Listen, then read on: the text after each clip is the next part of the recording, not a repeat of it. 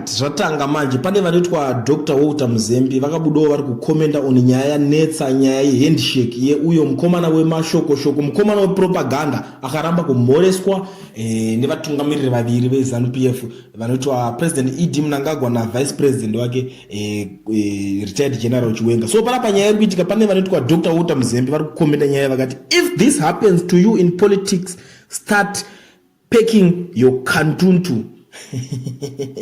Tanga kurongedza zvinhu zvako kugadzirira kuenda, ndo nyaya iri kunetsa, ende nyaya yaswera ichitenderera yekusamhoreswa kwemuchinda uyu. So mumwe ndobva abudikirawo zvikanzi, hello Nick Mangwana, hope you have prepared CVs and you will soon start applying for primary care nursing back in UK. The good thing is when you come, you left your family there, you definitely knew this contract might short-lived. ZANU-PF is isinjonjo.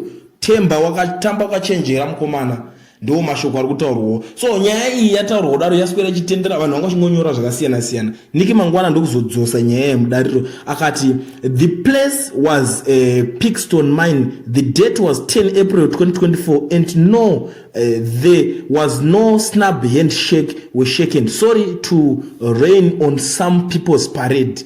Akutishayo kuda kuzvikavhiridza.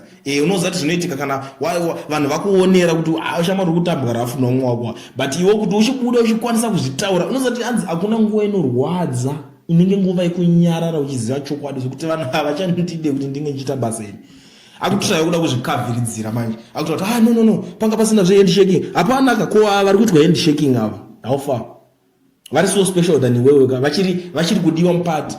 Vamwe vakambozvitaura zvikanzi this party yavo iyi kai inenge vanokushandisa kunge bubblegum kana kuita nganzimbe, unongotsengwa kana wapera kanonaka obva washipwa.